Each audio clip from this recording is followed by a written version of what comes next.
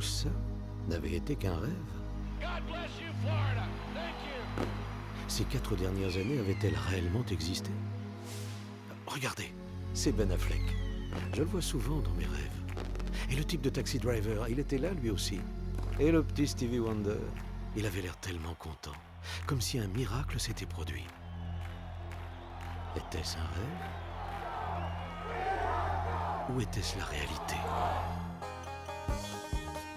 C'était la soirée électorale de l'an 2000 et tout semblait se dérouler comme prévu. In New York, Al Gore is our projected winner. The Garden State is green for Gore. We project that Mr. Gore is the winner in Delaware. This state has voted with the winner in Excuse me 1 second. I'm so sorry to interrupt you. Mike, you know I wouldn't do this if it weren't big. Florida goes for Al Gore. CNN announces that we call Florida in the Al Gore column. Et puis cette chose qu'on appelle Fox News Channel décida que le gagnant des élections, c'était l'autre gars. Gotta interrupt you. Fox News now projects George W. Bush the winner in Florida, and thus it appears the winner of the presidency of the United States. Et subitement, toutes les autres chaînes se sont dit « Hey, si Fox News le dit, c'est forcément vrai. » All of us at the networks made a mistake and projected Florida in the Al Gore column. It was our mistake. Ce que la plupart des gens ignorent, c'est que le grand patron de la rédaction de la Fox ce soir-là, celui qui a donné Bush gagnant, n'était autre que le cousin germain de Bush, John Ellis. Comment est-ce qu'un type comme Bush a pu réussir un coup pareil? Primo, ça peut aider d'avoir un frère gouverneur de l'État en question. You know something? We are going to win Florida. Mark my words. You can write it down. Secondo, c'est pas mal non plus d'avoir comme directrice de campagne la personne qui supervise le dépouillement du scrutin en Floride. Surtout si elle a le pouvoir de faire appel à une société pour radier des listes les électeurs susceptibles de ne pas voter pour vous. En général, c'est à la couleur de leur peau qu'on les reconnaît. Mais vos partisans devront vous soutenir comme si leur vie en dépendait. I think all this talk about legitimacy is way overblown. Pour finir, vous n'aurez plus qu'à espérer que vos adversaires restent assis les bras croisés. Et même si d'innombrables enquêtes indépendantes prouvent que Gore a obtenu la majorité des voix, If there was a statewide recount under every scenario, Gore won the election. ça n'a aucune importance du moment que tous les amis de papa à la Cour suprême votent du bon côté. While I strongly disagree with the court's decision, I accept it. What we need now is acceptance. We have a new president-elect. En fin de compte, rien de tout ça n'était un rêve. C'est réellement ce qui s'est passé. Le jour où dans une assemblée commune, la Chambre des représentants et le Sénat ont ratifié le résultat des élections, Al Gore, à la fois vice-président sortant et président du Sénat, a dirigé la séance. Séance au cours de laquelle George W. Bush fut officiellement intronisé président. Si un député membre du Congrès avait eu l'intention d'émettre une objection, le règlement prévoyait qu'il lui fallait d'abord obtenir le soutien et la signature d'un seul sénateur. Mr. President, and I take great pride in calling you that.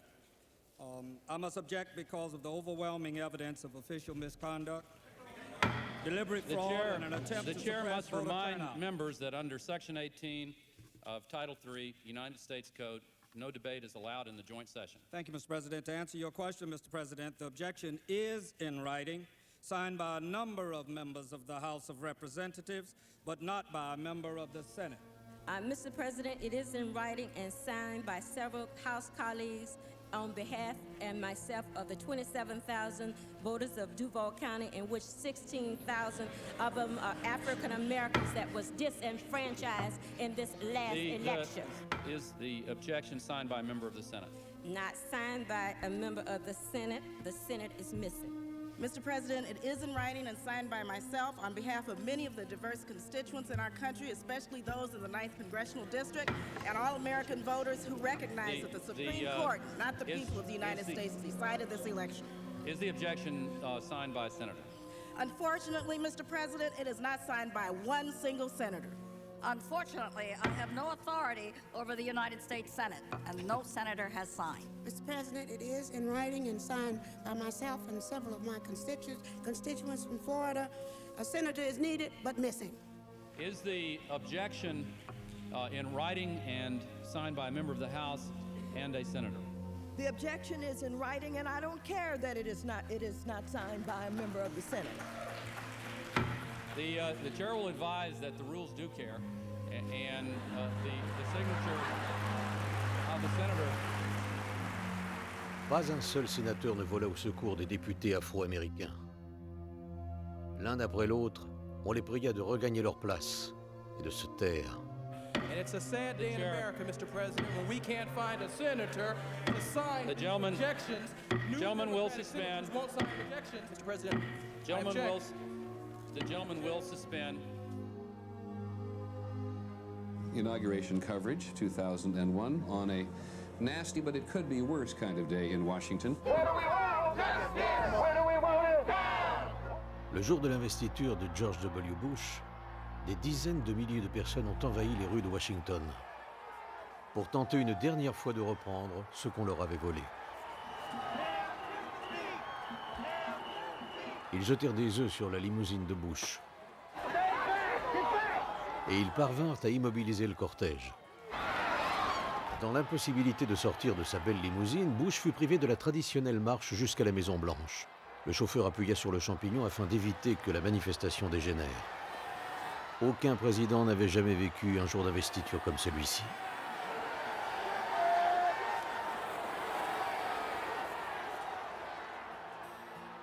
Et au cours des 8 mois qui suivirent, les choses ne s'arrangèrent pas pour George W. Bush.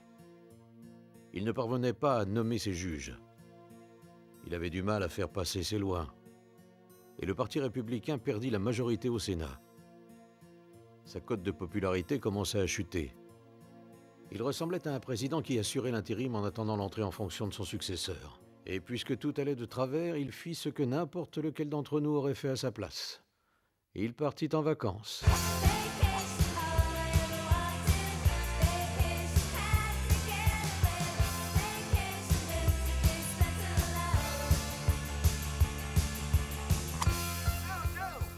Durant les 8 mois qui ont précédé le 11 septembre, George W. Bush, si l'on en croit le Washington Post, demeura en vacances 42% de son temps. Pas étonnant que M. Bush ait eu besoin d'un peu de repos. Être président, c'est beaucoup de boulot.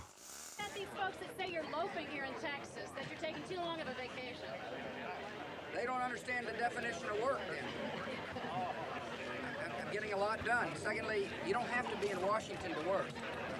It's amazing what can happen with telephones and faxes. And just a destiny of hope. Yeah. What are you doing the rest of the day? Karen Hughes is coming over. We're working on some things. And she'll be over here. We're working on a few things, a few matters. I'm working on some initiatives. You'll see. I mean, there'll be some decisions that I will have made while I'm here, and we'll be announcing them as time goes on. La toute première fois où je l'ai rencontré, il m'a donné un excellent conseil. Governor Bush, it's Michael Moore. Behave yourself, will you? Don't find real work. Et pour ce qui était du travail, il en connaissait un rayon. Anybody want some grits? Se détendre à Camp David, faire du bateau à Kennebunkport, How you doing? ou jouer au cow-boy dans son ranch au Texas. I love the nature. I love to get in the pickup truck with my dogs. Oh, hi. George W. Bush passa le reste du mois d'août dans son ranch, où la vie était beaucoup moins compliquée.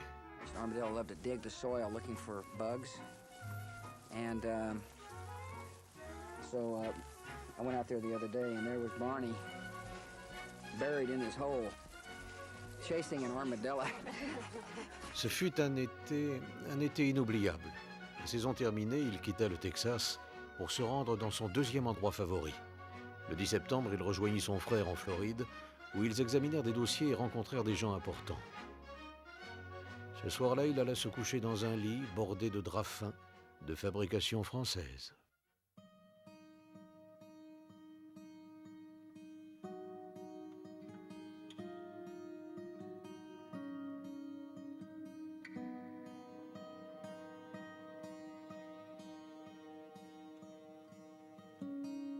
You suppose he's pretty confident on those numbers on Iraqi security forces?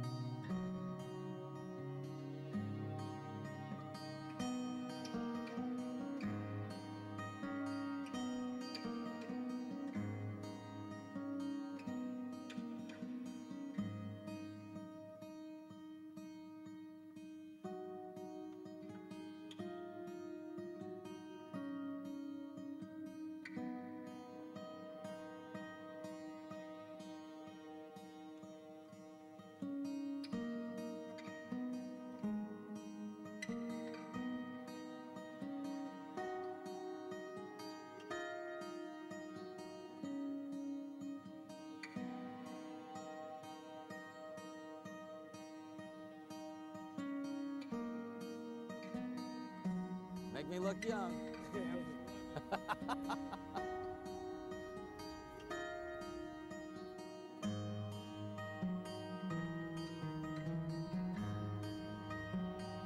Yeah, I got a little sort of air noise. Yeah, just don't turn it up too much so I don't want to blow my head off.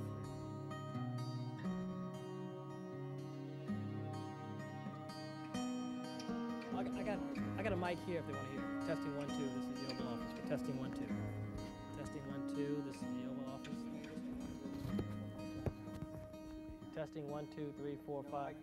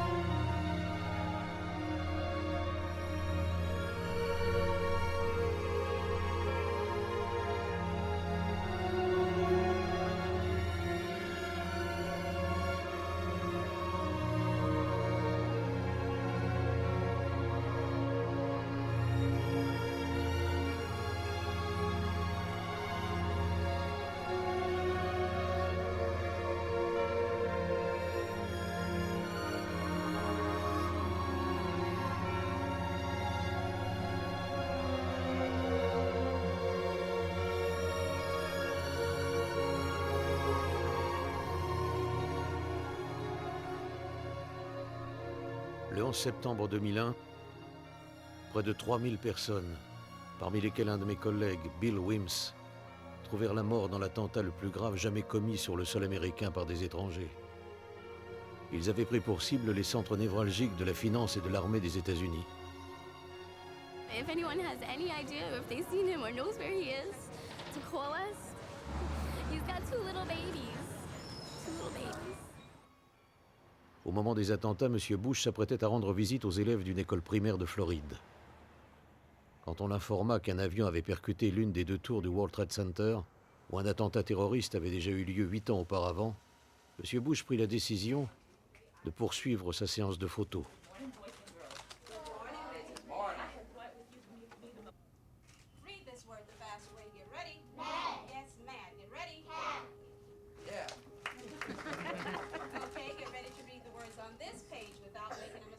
Quand un avion percuta l'autre tour, le secrétaire général entra dans la salle de classe et dit à M. Bush « La nation est attaquée ». Ne sachant pas quoi faire, n'ayant personne pour lui dire ce qu'il fallait faire, et les services secrets ne se précipitant pas sur lui pour le conduire en lieu sûr, M. Bush resta là, assis, et poursuivit la lecture de Ma Biquette avec les enfants.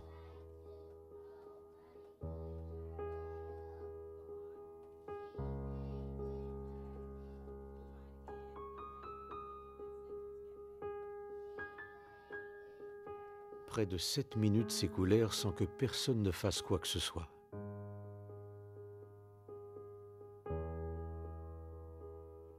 Alors qu'il était assis dans cette salle de classe en Floride, Bush s'est-il dit qu'il aurait peut-être dû venir au bureau plus souvent? Qu'il aurait peut-être dû organiser ne serait-ce qu'une réunion depuis qu'il était en exercice pour évoquer la menace terroriste avec son chef du contre-terrorisme? À moins qu'il ne se soit demandé pourquoi il avait réduit le budget du FBI pour la lutte contre le terrorisme. Ou alors qu'il aurait peut-être dû lire le rapport de sécurité, celui qu'on lui avait remis le 6 août 2001, qui stipulait qu'Oussama Ben Laden préparait un attentat contre l'Amérique en projetant de détourner des avions. Mais la menace ne l'avait peut-être pas inquiété parce que l'intitulé du rapport était trop vague. I believe the title was Bin Laden determined to attack inside the United States. Un rapport comme celui-là en aurait fait bondir plus d'un. Mais comme à son habitude, George W. se contenta d'aller à la pêche. Les minutes s'écoulaient, et George Bush resta assis dans la salle de classe. Peut-être qu'il se disait « J'ai mal choisi ma bande de copains. Lequel d'entre eux m'a fait un enfant dans le dos? Celui à qui papa a livré plein d'armes? Ou bien ce groupe d'intégristes religieux qui est venu en visite au Texas quand j'étais gouverneur?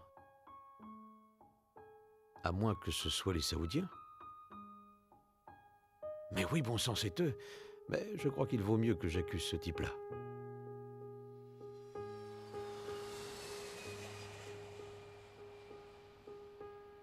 Dans les jours qui suivirent le 11 septembre, l'ensemble du trafic aérien sur le territoire fut interrompu. The FAA has taken the action to close all of the airports in the United States. Even grounding the president's father, former President Bush, on a flight forced to land in Milwaukee. Thousands of travelers were stranded, among them Ricky Martin, due to appear at tonight's Latin Grammy Awards. Même Ricky Martin était cloué au sol. Mais honnêtement, qui avait envie de prendre l'avion? Personne. Excepté les Ben Laden.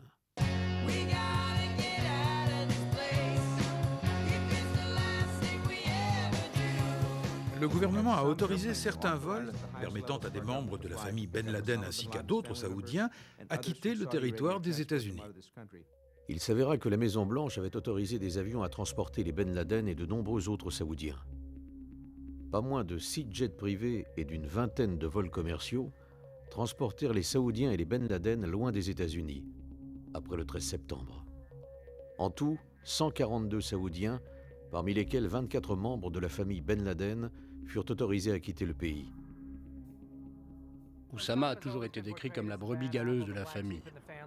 Elle aurait coupé les ponts avec lui depuis 1994. En fait, c'est beaucoup plus compliqué que ça. Il aurait gardé des contacts avec certains membres de sa famille. Au cours de l'été 2001, juste avant le 11 septembre, un des fils d'Oussama s'est marié en Afghanistan et des membres de la famille ont assisté au mariage. Des Ben Laden? Absolument. Alors dire que les liens étaient totalement rompus, c'est exagéré. We now welcome to Larry King Live. Good to see him again. Prince Bandar, the ambassador of the Kingdom of Saudi Arabia to the United States. We had about 24 members of Bin Laden's family. And in America, students and His Majesty felt it's not fair for those innocent people to be subjected to any harm. On the other hand, we understood had a high emotion. So with coordination with the FBI, we got them all out. Voici Jack Clunan, agent du FBI à la retraite. Avant le 11 septembre, il était chef de la force spéciale du FBI et de la CIA chargée de surveiller les activités d'Al-Qaïda. Si on m'avait chargé de l'enquête, je n'aurais pas voulu que ces gens partent. Je pense que dans le cas de la famille Ben Laden, il aurait été plus prudent de les convoquer et d'enregistrer leur déposition. C'est la procédure. Mais oui, c'est la procédure. Combien a-t-on arrêté de passagers à leur descente d'avion quand ils se sont présentés au service d'immigration? Et pourquoi? Et parce qu'ils arrivaient du Moyen-Orient, tout simplement. On en a arrêté des centaines Mais pendant oui, des des semaines centaines. et des mois. Mais les autorités ont-elles tenté de retenir les Ben Laden? Non, on a vérifié leur passeport, leur identité à l'aéroport, on a contrôlé leur passeport, on les a identifiés. Oui, comme n'importe quelle personne qui quitte le pays. Exactement. Donc on vise leur passeport et puis? Rien. Je ne sais pas ce que vous en pensez, mais d'habitude, quand la police recherche un criminel, ne va-t-elle pas d'abord interroger des membres de sa famille pour savoir où il pourrait bien être? You have no idea where your husband might be. Well, if you should hear anything, let us know, will you? You willing to come downtown and give us a statement? This gonna take long? You got the time? Mine's worth money, yours isn't. Send in a bill. I asked you a question. You're here to answer them, not ask them. Now you listen to me, cop. I pay your salary. All right, sit down. I'm gonna earn it. Voilà, ça c'est un flic qui fait son boulot. C'est comme ça que ça aurait dû se passer. Il faut en savoir davantage sur ce qui s'est passé. Ça devrait faire l'objet d'une enquête approfondie. Que s'est-il passé? Comment? Pourquoi? Et qui l'a autorisé? Essayez d'imaginer à quoi pensaient tous ces malheureux. Vous savez, au moment où ils ont sauté dans le vide en sachant qu'ils allaient s'écraser au sol. Tous ces jeunes gens, policiers, pompiers, qui sont montés dans ces tours sans se poser la moindre question. Ils sont tous morts. Leurs familles ont eu leur vie brisée. Elles ne trouveront jamais la paix. Jamais.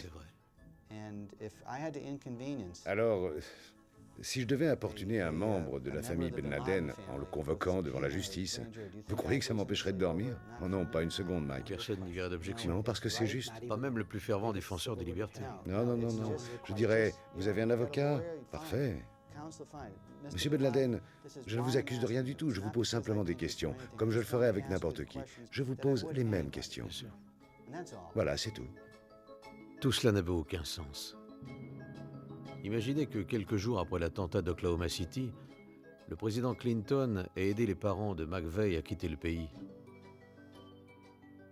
À votre avis, qu'est-ce qu'on lui aurait fait à Clinton si la nation l'avait su? Prince Bandar, do you know the Bin Laden family? I do very well. What are they like? They're really lovely human beings. He is the only one I don't know him well, but I met him only once. What was the circumstance under which you met him? This is ironic. In mid-80s, if you remember, we in the United States were supporting the Mujahideen to liberate Afghanistan from the Soviets. He came to thank me for my efforts to bring the Americans, our friends, to help us against the atheists, he said the communists. Isn't it ironic? In other words, he came to thank you for helping bring America to help him. And now he may be responsible for bombing America. Absolutely. What did you make of him when you met him? I was not impressed, to be honest with you. Not impressed? No, I thought he was simple and very quiet guy. Un type simple et discret, dont il se trouve que la famille a des relations d'affaires avec la famille de George W. Bush. C'est à ça qu'il pensait? Parce que si les gens venaient à l'apprendre, ça ne ferait pas bon effet. Est-ce qu'il se disait « Je crois que je devrais arracher quelques pages de mon carnet d'adresses, moi ?» Au début de l'année 2004, lors d'un discours dans le New Hampshire, j'ai affirmé que George W. Bush était un déserteur, qu'il avait déserté la garde nationale aérienne du Texas. La réaction de la Maison-Blanche fut de publier son dossier militaire, dans l'espoir de réfuter l'accusation. Ce que Bush ignorait, c'est que j'avais déjà en ma possession une copie de ce même dossier, non censuré, que j'avais réussi à me procurer au cours de l'année 2000. Il y avait une différence pour le moins flagrante entre le dossier établi en 2000 et celui publié en 2004. Un nom avait été censuré. En 1972, 2 pilotes avaient été mis à pied parce qu'ils n'avaient pas passé la visite médicale. L'un d'eux s'appelait George W. Bush. Et l'autre s'appelait James R. Batt. En 2000, les 2 noms figuraient dans le dossier. Alors qu'en 2004, Bush et la Maison-Blanche avaient censuré le nom de Batt. Pourquoi Bush ne voulait-il pas que la presse et les lecteurs voient le nom de Batt apparaître dans le dossier? Peut-être a-t-il eu peur que les Américains n'apprennent qu'à une certaine époque, James R. Batt avait géré la fortune des Ben Laden au Texas. Bush et Batt étaient devenus amis au moment de leur service dans la garde aérienne du Texas. Après leur libération, quand le père de Bush était patron de la CIA, Batt ouvrit sa propre compagnie d'aviation, après avoir vendu un avion à un certain Salem Ben Laden, héritier de la deuxième fortune d'Arabie Saoudite, le Saudi Bin Laden Group.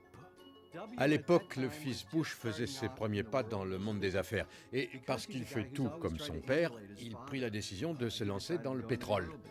Il a alors fondé Arbusto, une compagnie de forage dans l'ouest du Texas qui excellait dans le forage de puits qui ne donnait pas une seule goutte de pétrole. Mais la vraie question reste la suivante. D'où venait tout cet argent ? Son père était riche, il aurait pu faire ça pour lui, mais il ne l'a pas fait. Rien ne permet de dire que papa lui a fait un gros chèque pour démarrer cette société. Mais alors, où George Bush a-t-il trouvé cet argent? I'm George Bush. L'homme qui l'a financé n'était autre que James R. Batt. L'ami intime de Bush, James Batt, avait été engagé par la famille Ben Laden pour gérer leur fortune et investir pour eux dans des affaires au Texas. Et James Batt, à son tour, misa sur George W. Bush. Bush réussit à couler Arbusto, comme il l'avait fait avec chacune de ses autres sociétés, jusqu'au jour où l'une de ces sociétés fut rachetée par Harken Energy, qui le fit entrer au conseil d'administration. Depuis des années, bon nombre d'entre nous soupçonnons que toutes ces sociétés, Harken, Spectrum 7, Arbusto, toutes les sociétés de Bush, ont été financées par les pétrodollars saoudiens. Dès qu'elles commençaient à battre de l'aile, des investisseurs injectaient de l'argent dans ces sociétés. Alors on se demande pourquoi les Saoudiens qui avaient du pétrole à revendre allaient à l'autre bout du monde pour investir dans une société moribonde. Peut-être parce que Harken présentait l'intérêt d'avoir George W. Bush pour membre du conseil d'administration, à l'époque où son père était président des États-Unis. When you're the president's son and you've got unlimited access combined with some credentials from a prior campaign, in Washington, D.C., people tend to respect that. I mean, access is power. And I can find my dad and talk to him any time of the day. Et ça aide d'être le fils du président. Surtout si la SEC, l'autorité des marchés, enquête sur vous.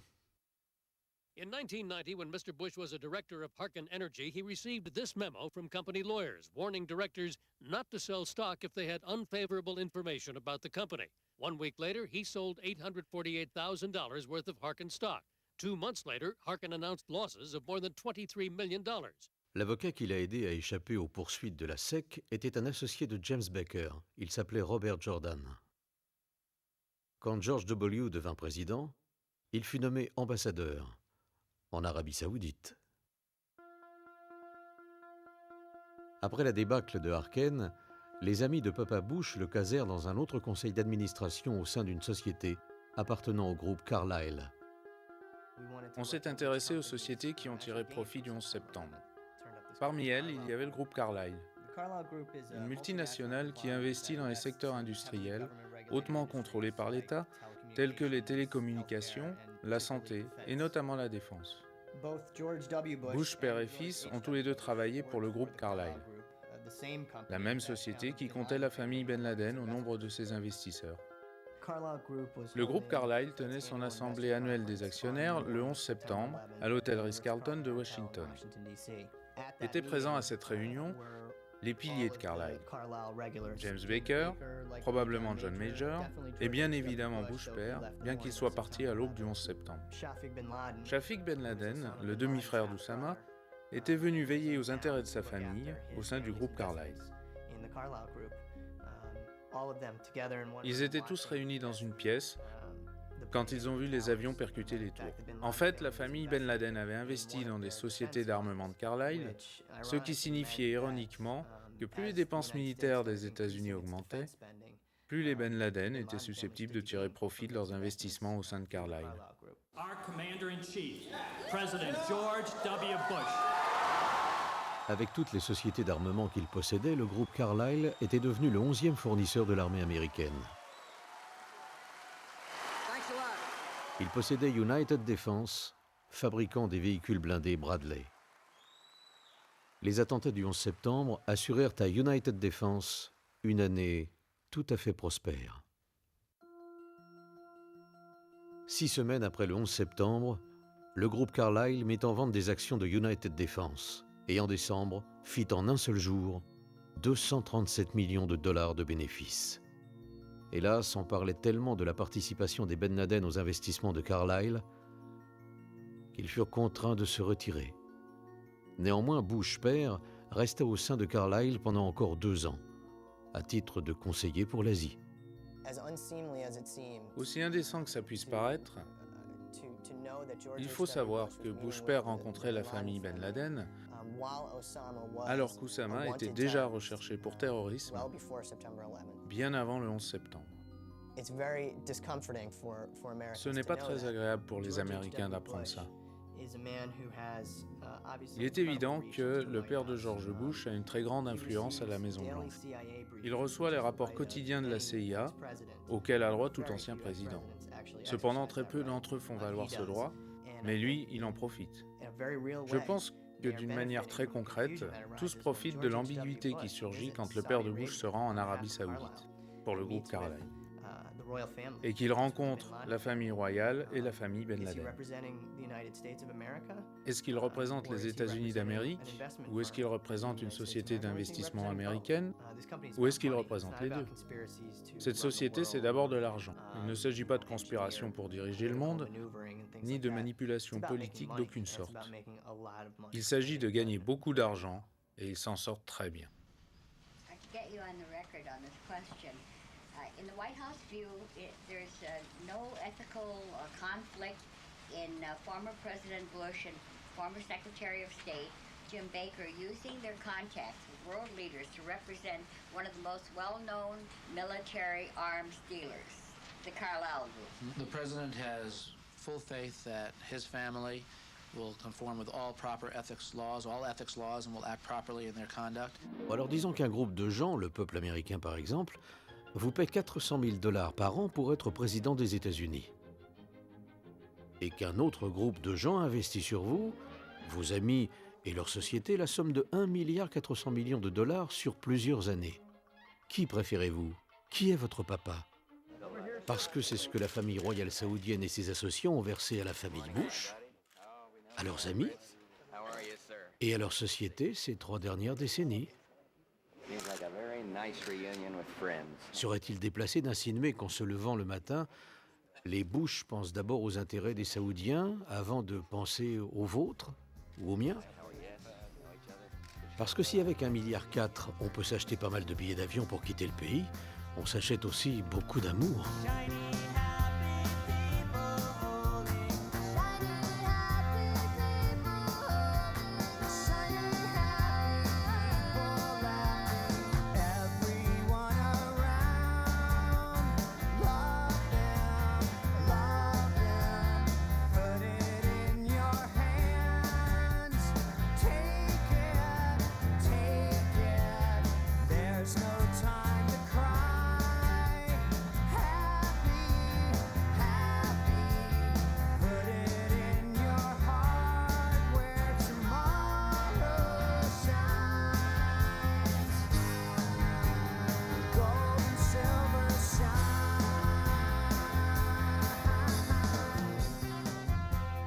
Tôt ou tard, cette relation privilégiée avec un régime condamné par Amnesty International pour violation des droits de l'homme à grande échelle allait revenir pour hanter les Bush.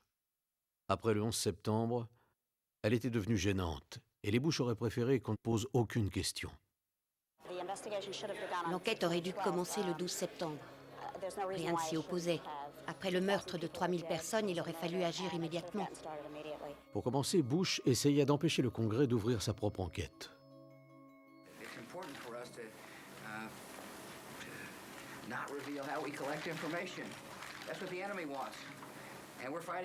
Sa tentative ayant échoué, il voulut alors interdire la création d'une commission indépendante.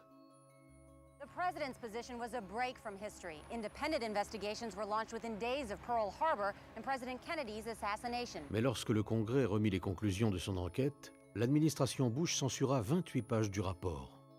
The president is being pressed by all sides to declassify the report.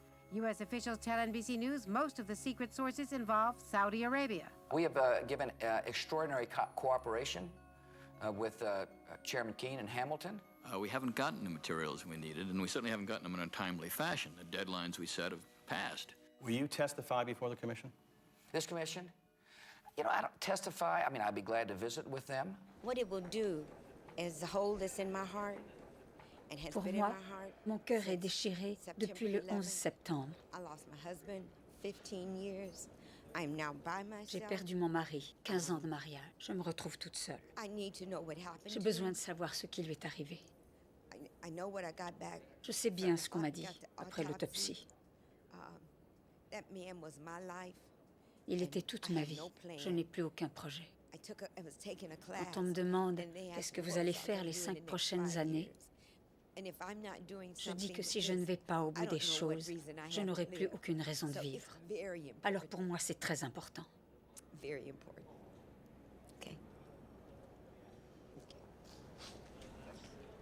Ignorés par l'administration Bush, plus de 500 parents de victimes du 11 septembre engagèrent des poursuites contre des princes saoudiens, entre autres. Quels furent les avocats choisis par le ministre saoudien de la Défense? Le cabinet d'avocats de la famille Bush. James Baker. Autour de nous se trouvent les 3 hauts lieux de l'histoire de l'Amérique. L'hôtel Watergate et ses bureaux, le Kennedy Center là-bas, et l'ambassade d'Arabie Saoudite. Ils ont investi combien, les Saoudiens, aux États-Unis, grosso modo? On parle de 860 milliards de dollars. 860 milliards? Milliards, oui. Ah, ça fait beaucoup d'argent. Et ça représente quel pourcentage de notre économie? En termes d'investissement en bourse à Wall Street, ça fait environ 6 ou 7% de l'Amérique. Une belle petite tranche d'Amérique.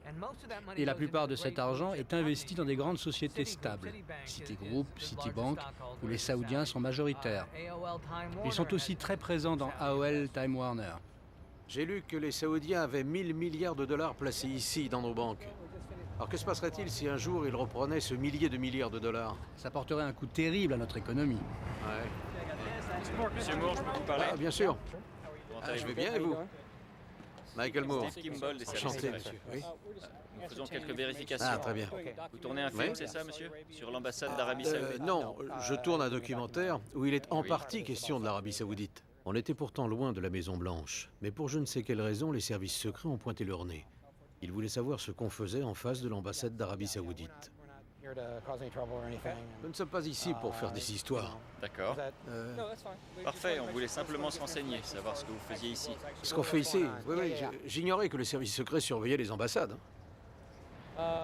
D'habitude, non, monsieur. Les Saoudiens vous donnent du fil à retordre? Je ne répondrai pas, monsieur. Ah, très bien, alors. Je prends ça pour un oui.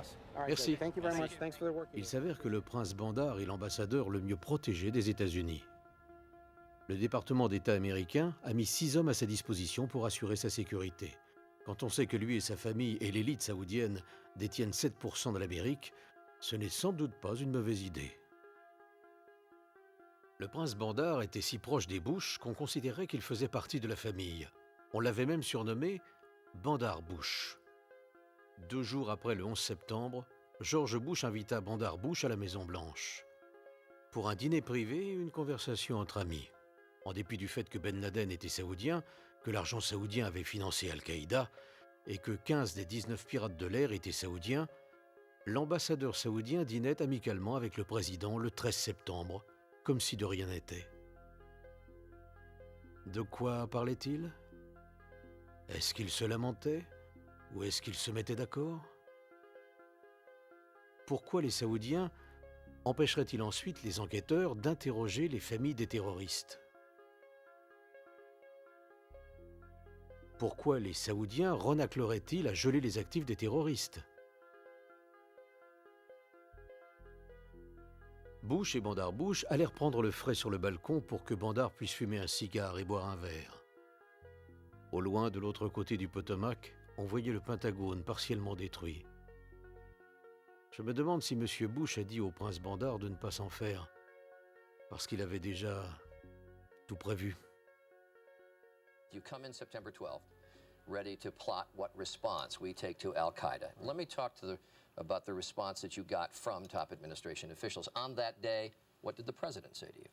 The president, in a very intimidating way, left us, me and my staff, with the clear indication that he wanted us to come back with the word that there was an Iraqi hand behind 9/11, because they had been planning to do something about Iraq from before the time they came into office. Did he ask about any other nations other than Iraq?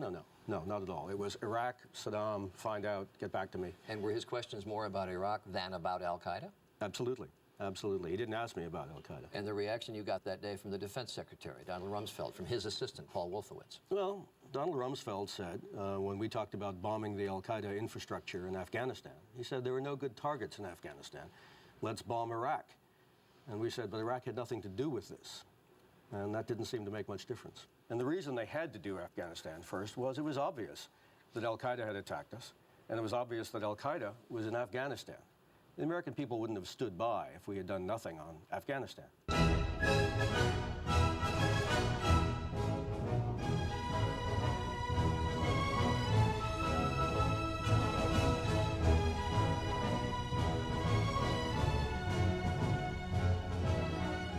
Les États-Unis ont commencé à bombarder l'Afghanistan 4 semaines tout juste après le 11 septembre. M. Bush justifia cet acte de guerre en disant que le gouvernement taliban avait donné asile à Ben Laden. Smoke them out of their holes. We're gonna smoke them out. Smoke them out. We'll smoke him out of his cave. Let's rush him and smoke him out. À part jouer les cow-boys, Bush ne fit pas grand-chose. But what they did was slow and small. They put only 11,000 troops into Afghanistan. There are more police here in Manhattan, than there are U.S. troops in Afghanistan. Basically, the president botched the response to 9/11. He should have gone right after bin Laden. U.S. Special Forces didn't get into the area where bin Laden was for 2 months. 2 mois? Un criminel attaque les États-Unis et on lui accorde 2 mois de répit? Quel homme sain d'esprit ferait ça? Anybody say nice shot? Nice shot. Hell of a shot. Ou la guerre en Afghanistan cachait-elle autre chose? La réponse se trouvait peut-être à Houston, au Texas.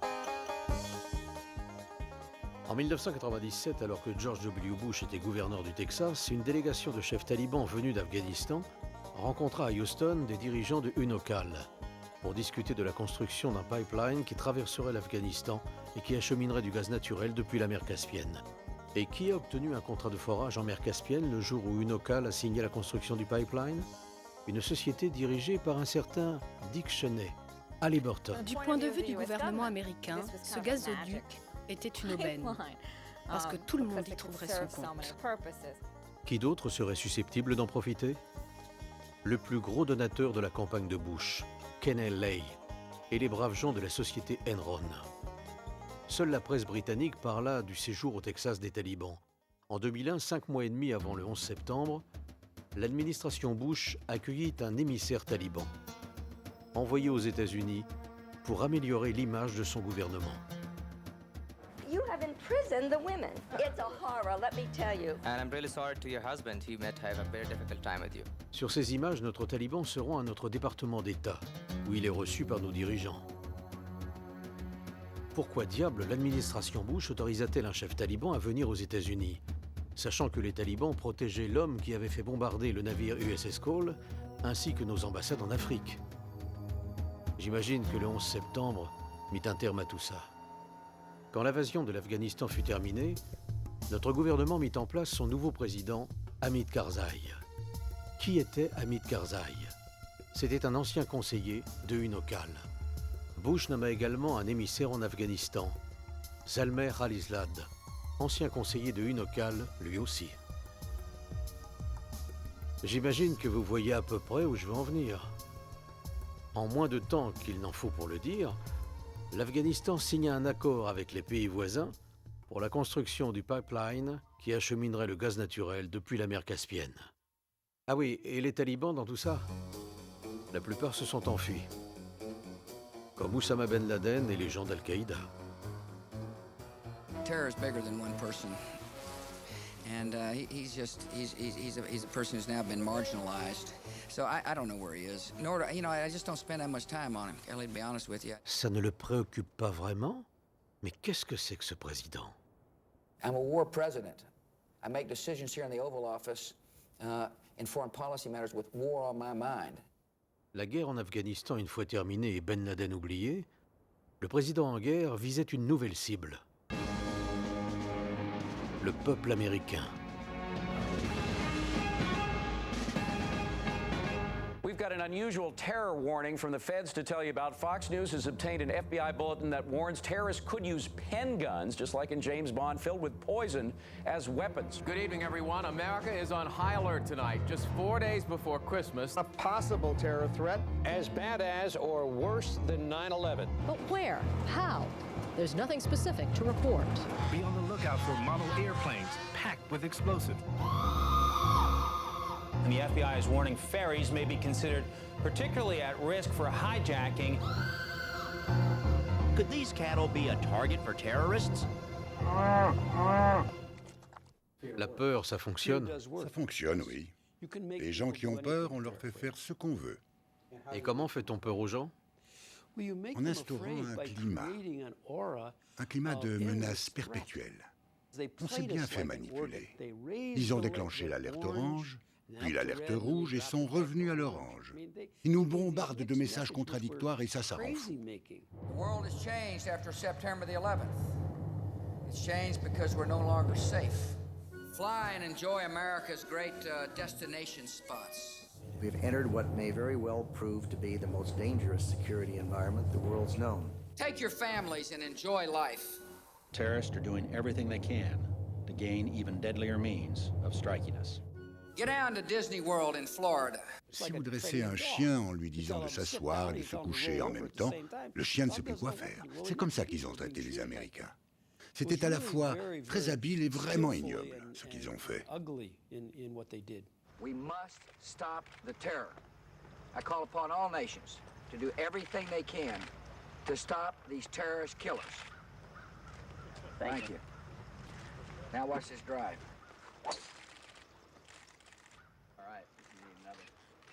Je crois qu'ils continueront, tant que cette administration sera au pouvoir, à distiller la peur, occasionnellement, au cas où les gens oublieraient. Le niveau ne retombera jamais au vert ou au bleu. Il est évident que personne ne peut vivre constamment sur les nerfs comme ça. The harsh reality facing American families today is that they're not as safe as they used to be.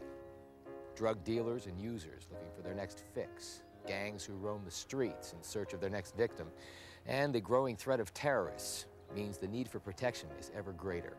And now, that protection is here. Zytec Engineering, LLC, has developed and tested a safe room, finally affordable to the average American citizen. The kind of protection formerly obtainable only by the wealthy or powerful. Heck, you can be sitting in here, drinking your finest Bordeaux and enjoying life while chaos is erupting outside. Every family in America should prepare itself for a terrorist attack. Now to escaping from a skyscraper. John Rivers is the CEO of the Executive Chute Corporation. Good morning to you, John. Good morning, Matt. Tell me about the product you're bringing to the market. It's a emergency escape chute. It's an option of last resort. How high do you have to be in the building for that chute to actually take effect? You only have to be on the 10th floor or above. They can put this on themselves? Right. They can put this on themselves in as easy as about 30 seconds. It's real easy to put on. I'm sorry. It's okay. Real easy to put on, but when you first get this chute, you're going to want to put it on and try it on a few times yourself. Jamie's having a little trouble putting that thing on, I want to mention. I mean, is this something that you honestly think in a moment of panic that someone can operate properly? Oh, yeah. Yeah, it is. This is actually, Jamie's probably never put this thing on before in her life, so it's okay. Don't worry about it. It's something that when you get it, you're going to want to put it on several times. Well, despite the raising of the terror alert level, residents here in Saginaw are continuing with their Christmas errands. Frances Stroik and her family do some last-minute holiday shopping, knowing that Al-Qaeda is planning to attack America. She says being in Saginaw doesn't make her feel any safer than if she was in New York City. Midland is close by. And I said, Detroit's that far away. I said, they could be something, and Flint, this could be something, be concerns for people around here. Well, you never know where they're going to hit. You never know where they're going to hit. But one potential target specifically mentioned by the terrorist has security officials baffled. It's tiny Tappahannock, Virginia, population 2016. Such an attack could generate widespread fear that even here in rural small-town America, no one is entirely safe. Au journal de 18h, on a parlé d'une alerte terroriste à Tappahannock. Que vous a dit le FBI? Ils m'ont contacté par téléphone. Ils voulaient en savoir plus sur le mot Tappahannock. Ils ont commencé par là. Ils avaient intercepté une conversation. C'était pas clair pour eux. Il y a un comté Rappahannock avec une rivière Rappahannock. Il y a un endroit qui s'appelle Rappahannock. Mais aux infos, ils ont confondu. Ici, c'est Tappahannock, pas Rappahannock. Vous voyez une cible pour terroristes par ici? Oui, non. Ça peut être n'importe où. On a bien un supermarché. On a un resto à spaghettis.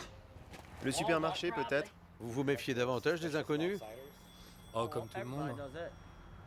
C'est comme ça, on n'y peut rien. Il y a des gens, parfois, je les regarde et je me dis, oh mon Dieu, si c'était un terroriste. On sait jamais. Quand ça peut arriver. Faites jamais confiance à un inconnu. Et même les gens qu'on connaît, on ne peut pas leur faire confiance. De Tappahannock à Rappahannock, dans chaque ville et dans chaque village d'Amérique, les gens avaient peur. Et ils comptaient sur leur chef pour les protéger. Mais les protéger de quoi? Let the eagle soar like she's never soared before, from rocky coast to golden shore. Let the mighty eagle soar. Lui, c'est John Ashcroft.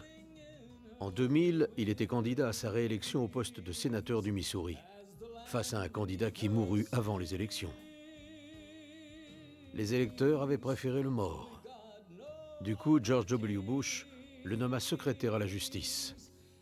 Il prêta serment sur une pile de Bibles, parce que quand on perd contre un mort, la prière reste l'ultime solution. L'été qui précéda le 11 septembre, Ashcroft dit au directeur du FBI, Thomas Pickard, qu'il ne voulait plus entendre parler de menaces terroristes. Mr. Watson had come to you and said that the CIA was very concerned that there would be an attack. You said that you told the Attorney General this fact repeatedly in these meetings. Is that correct? I told him at least on 2 occasions. And you told the staff, according to this statement, that Mr. Ashcroft told you that he did not want to hear about this anymore. Is that correct? That is correct. Le FBI savait qu'il y avait des membres d'Al-Qaïda aux États-Unis et que Ben Laden envoyait ses propres agents prendre des cours de pilotage dans tout le pays. Mais le ministère d'Ashcroft ferma les yeux et fit la sourde oreille. Après le 11 septembre, John Ashcroft eut une idée de génie pour protéger l'Amérique. The USA Patriot Act, adopted by Congress and signed by Bush 6 weeks after the attacks, has changed the way the government does business. The USA Patriot Act allows for searches of medical and financial records, computer and telephone conversations, and even for the books you take out of the library. But most of the people we spoke to say they're willing to give up some liberties to fight terrorism. Maybe that's a good thing. It's definitely sad, but it has to be done. Oui, il fallait faire quelque chose. Ces braves gens sont membres de Peace Fresno, une association californienne pour la paix. Contrairement à nous, ils ont appris à leurs dépens ce qu'est le Patriot Act. Ils se retrouvent chaque semaine pour parler de paix. Ils se réunissent, échangent leurs expériences, mangent des cookies. Certains en reprennent. Lui, c'est Aaron Stokes, membre de Peace Fresno. Les autres l'aimaient bien. Il venait aux réunions, on manifestait ensemble. Le vendredi soir, on se postait dans un quartier fréquenté de Fresno. Il venait avec nous et distribuait des tracts. En juin, il était venu à la manifestation contre l'OMC. Et puis un jour, Aaron n'est plus venu. Mon ami Dan et moi, on lisait le journal du dimanche. Et dans les pages locales, la photo de Aaron a attiré mon attention. L'article disait qu'un shérif adjoint avait trouvé la mort Et j'ai vu que le nom n'était pas celui que je connaissais. Ça disait qu'il était membre de l'unité antiterroriste. Eh oui. L'homme qui avait sa photo dans le journal n'était pas le Aaron Stokes qu'ils avaient connu. En réalité, c'était le shérif adjoint Aaron Kilner. Il avait infiltré leur groupe. Le shérif Pierce a été très clair. Aaron Kilner avait pour mission d'infiltrer le groupe Peace Fresno. Ils ont le droit d'infiltrer les organisations ouvertes au public. On comprend que la police ait voulu espionner le groupe Peace Fresno. Regardez-les. Une joyeuse bande de terroristes. Lui, c'est Barry Regold, retraité d'une compagnie de téléphone d'Oakland, en Californie. Barry aime s'entraîner à la salle de gym. Un jour, entre deux séances de cardio training, Barry a parlé politique.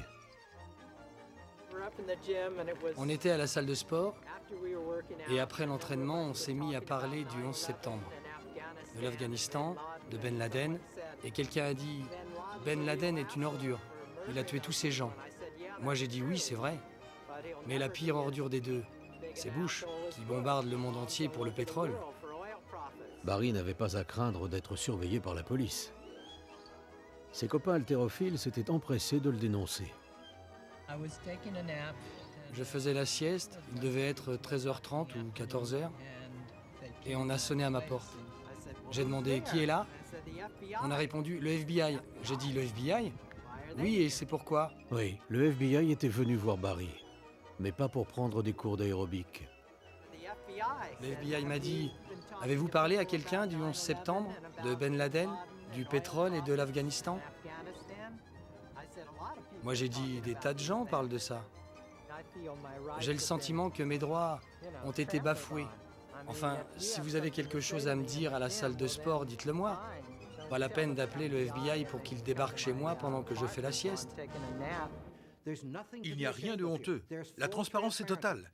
Il n'y a rien dans le Patriot Act dont j'ai à rougir de quelque manière que ce soit. J'ai un numéro vert, appelez-moi. C'est moi qu'il faut appeler. Si vous constatez une violation ou un abus, si vous avez un exemple, je veux le savoir. C'est mon boulot. Le peuple américain me paye pour ça.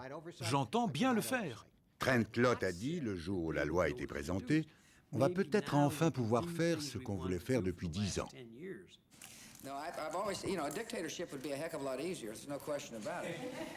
Ils avaient tous ces projets, toutes ces idées dans les cartons depuis un bon moment. Et ils ont attendu le 11 septembre pour dire « c'est l'occasion, allons-y ». Le gouvernement est tout de suite parti sur l'idée qu'il était indispensable que nous renoncions à certains de nos droits. Certains aspects de cette loi posent problème, à commencer par la définition du mot terrorisme. Elle est si vaste qu'elle peut inclure des gens comme... Comme moi? Personne ne l'a lu. C'est tout le problème. Ils déposent leur texte au milieu de la nuit, il est imprimé au milieu de la nuit, on arrive le lendemain matin et la loi est votée. Et comment le Congrès a-t-il pu voter une loi sans la lire? Redescendez sur terre, jeune homme.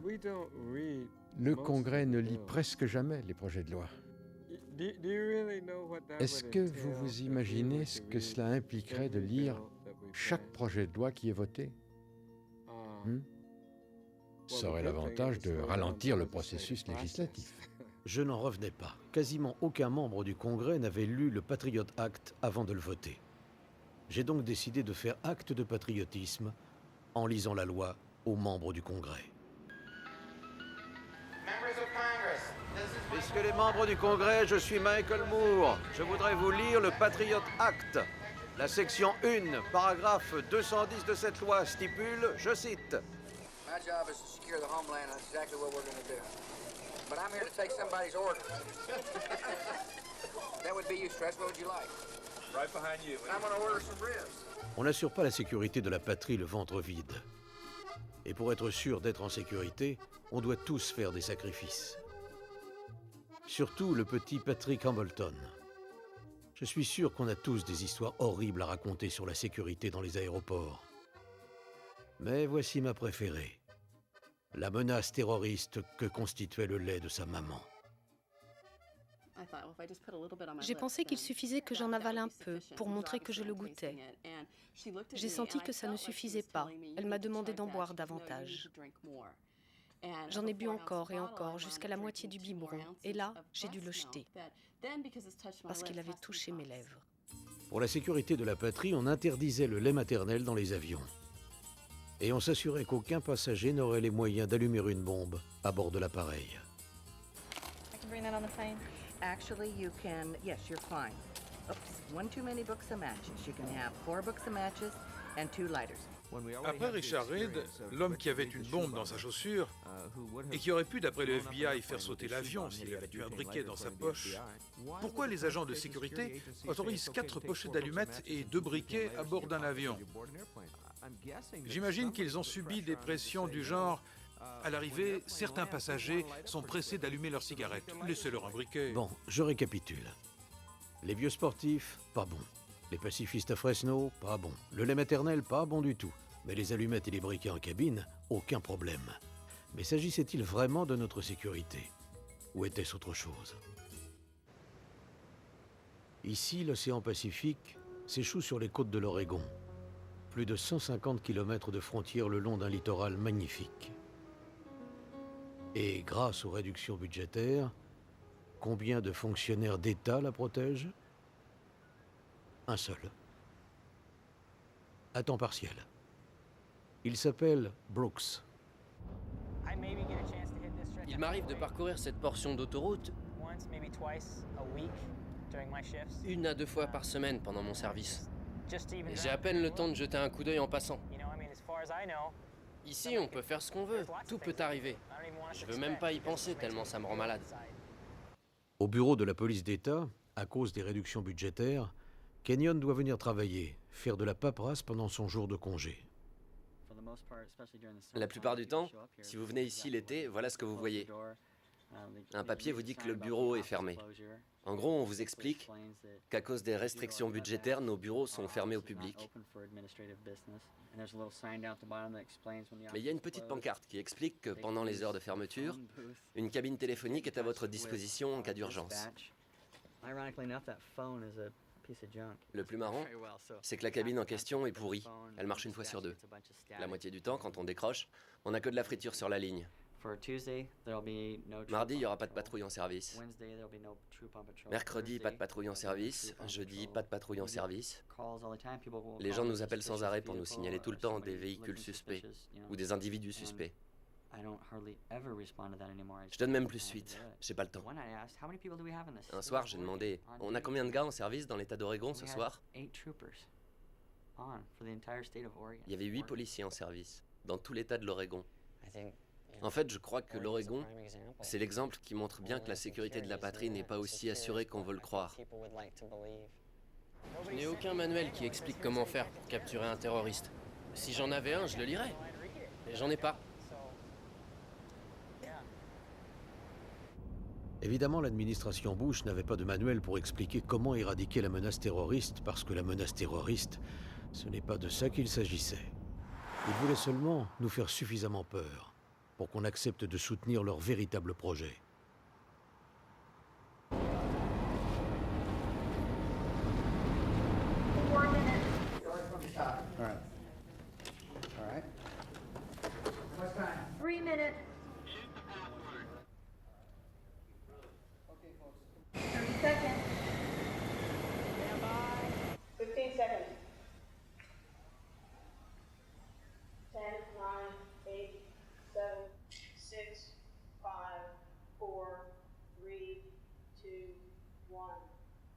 My fellow citizens.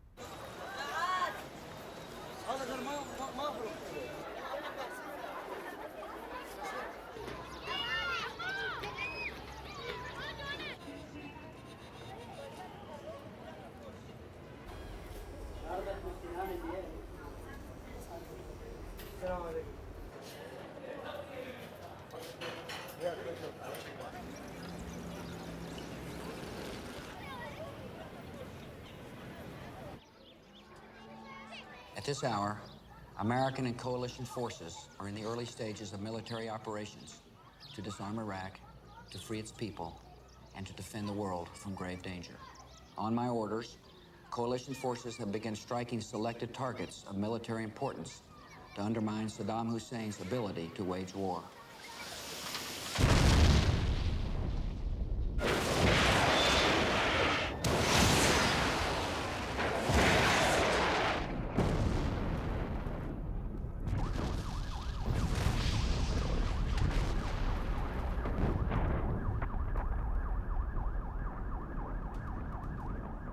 Le 19 mars 2003, George W. Bush et l'armée des États-Unis envahirent la nation souveraine d'Irak. Une nation qui n'avait jamais attaqué les États-Unis. Une nation qui n'avait jamais menacé d'attaquer les États-Unis. Une nation qui n'avait jamais assassiné un seul citoyen américain.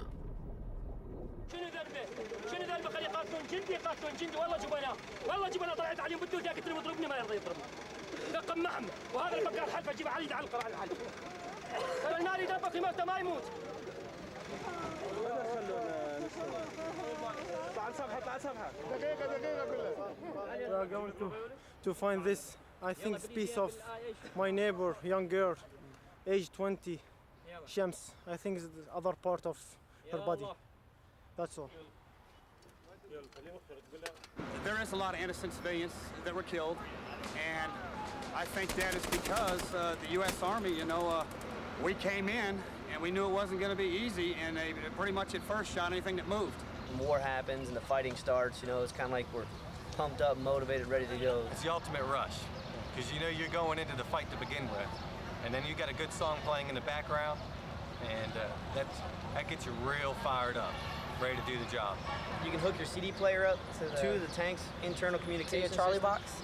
So that way when you put your helmet on, you can hear it through the helmet. This is the one we listen to the most. This is the one we try when we kill the enemy. Johnny Poole at the body set the floor is just fitting for the job we were doing.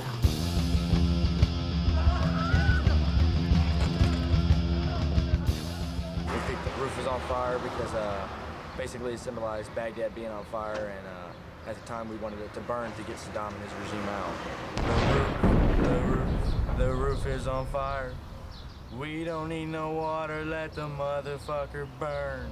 Burn, motherfucker, burn. We don't need no water, let the motherfucker burn.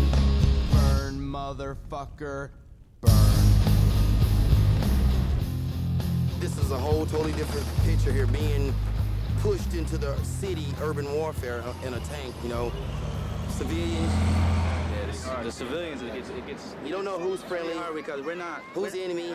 This was a lot more real and true than just a video game. A lot of people thought it was just me. Oh yeah, look through the sight and shoot. No, a lot of this is face to face, and especially riding by after some of the bombs have went off and seeing all the people on the side of the road bloated up and just all the smells around you. I mean, from the people lying dead, rotted, and it's a lot more gruesome than you think. We called in with some artillery and some napalm and things like that. Some innocent women and children got hit. We met them on the road, and they had little girls with noses blowing off, and like husbands carrying their dead wives and things like that. That was extremely difficult to deal with because you're like, shoot, like, what the hell do we do now? The targeting capabilities and the care that goes into targeting is as impressive as anything anyone could see. Good. Second one. Hit the other one. The care that goes into it, the humanity that goes into it. ما عندهم يقين ما يعرفوا كل شيء لا هي لا اسلام لا مسيحيين ما حد يعرف اسلم عمل فوز العالم هكذا الله يخرب بيوتهم الله يخرب بيوتهم الله اكبر والنصر للعراق والنصر للعراق وكلنا فدائيين للعراق. شو رايك احد يضرب المدنيين يعني؟ مدنيين هي كلها هذا بيت عمنا كله مدنيين عسكريين كله مدنيين يضربون من الله ينتقم منهم. حسبي الله ونعم الوكيل حسبي الله ونعم الوكيل. 5 جنازات من جنازات فقد بيت يا الله يا الله يا الله يا الله. الله انتقم منهم الله خذ حقنا منهم وينك الله وينك الله. Honestly, I think we should just trust our president in every decision that he makes, and we should just support that, you know, and be faithful in what happens. Do you trust this president? Yes, I do. Britney Spears n'était pas la seule. La majorité des Américains aussi avaient confiance dans leur président. Et avait-il tort? Il avait passé une bonne partie de l'année précédente à leur exposer toutes les raisons pour lesquelles on devait envahir l'Irak. Saddam Hussein has gone to elaborate lengths, spent enormous sums, taken great risks to build and keep weapons of mass destruction. Saddam Hussein is determined to get his hands on a nuclear bomb. Nuclear weapon, nuclear weapon, nuclear weapon. Active chemical munitions bunkers, mobile production facilities. We know he's got chemical weapons. He's got them, he's got them, he's got them. C'est bizarre, parce que ce n'est pas ce que l'équipe de Bush avait dit au début de son mandat. He has not developed any significant capability with respect to weapons of mass destruction. He is unable to project conventional power against his neighbors. We are able to keep arms from him. His military forces have not been rebuilt. Saddam Hussein aids and protects terrorists, including members of Al-Qaeda. There was a relationship between Iraq and Al-Qaeda. Saddam, Al-Qaeda, Saddam, Al-Qaeda, Saddam, the Al-Qaeda, Saddam, Saddam, Saddam, Al-Qaeda. It is only a matter of time before terrorist states armed with weapons of mass destruction develop the capability to deliver those weapons to U.S. cities. What we're giving you are facts and conclusions based on solid intelligence. The man who hates America. This is a man who cannot stand what we stand for. His willingness to terrorize himself. He hates the fact, like Al-Qaeda does, that we love freedom. After all, this is the guy that tried to kill my dad at one time. Ils ont simplement réussi à faire croire aux gens qu'il y avait une réelle menace alors qu'il n'y en avait pas. You get told things every day that don't happen. It doesn't seem to bother people. Bien sûr, les démocrates étaient là pour mettre un terme à tous ces mensonges. I will vote to give the president the authority he needs. The United States is prepared to lead a coalition of the willing that will do it. When I say we will lead a coalition of the willing to disarm him if he chooses not to disarm, I mean it. Who's in that coalition of the willing now? You will find out who's in the coalition of the willing. The coalition of the willing. Roll call. The Republic of Palau. The Republic of Costa Rica. The Republic of Iceland. Bien sûr, aucun de ces pays ne possède d'armée, ni aucune arme. Alors il semblait qu'on allait devoir se débrouiller tout seul pour envahir l'Irak. Mais il y avait aussi Romania, the Kingdom of Morocco. le Maroc n'était pas un membre officiel de la coalition. Mais selon un article, il avait offert d'envoyer 2000 singes, des babouins, pour faire sauter les mines. These are men of vision. The Netherlands. And I'm proud to call them allies. Afghanistan. L'Afghanistan. Ah oui, eux avaient une armée. La nôtre.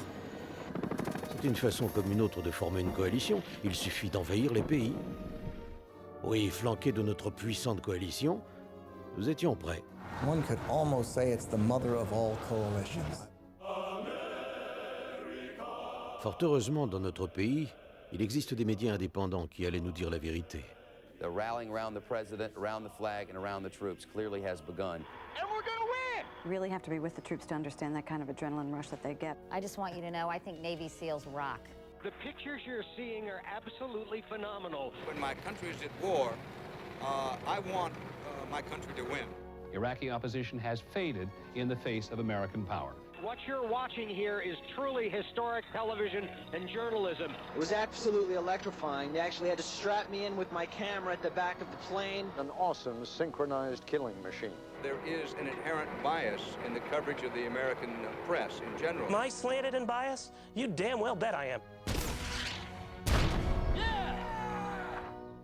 Mais il y avait un sujet que les médias ne couvraient pas. C'était l'histoire de chaque soldat tué au combat. Le gouvernement interdisait aux caméras de filmer le rapatriement des cercueils. C'est le genre de sujet qui plombe un peu l'atmosphère, surtout quand on est invité à bord d'un navire pour faire la fête. Look at what's happened to me. I can't believe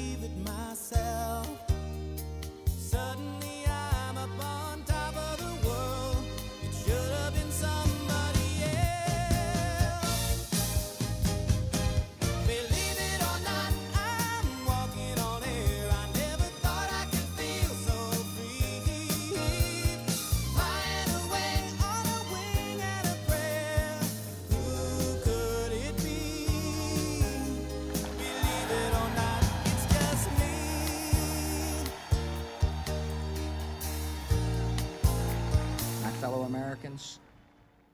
Major combat operations in Iraq have ended. In the Battle of Iraq, the United States and our allies have prevailed.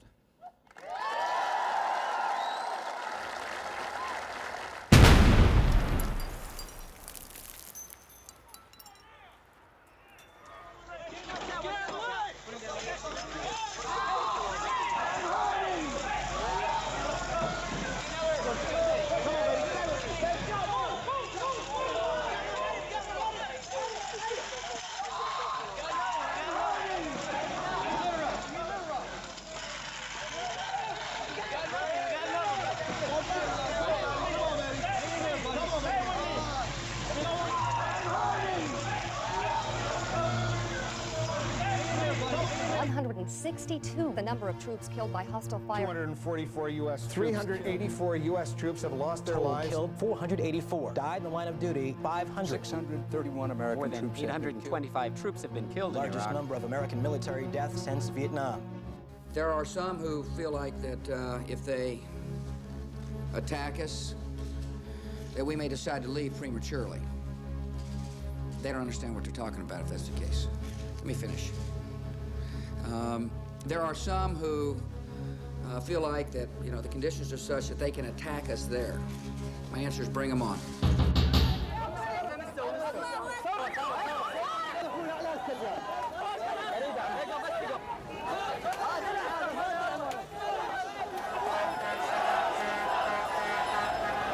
The United States was planning on just walking through here like it was going to be easy and all, but it's not that easy to conquer a country, is it?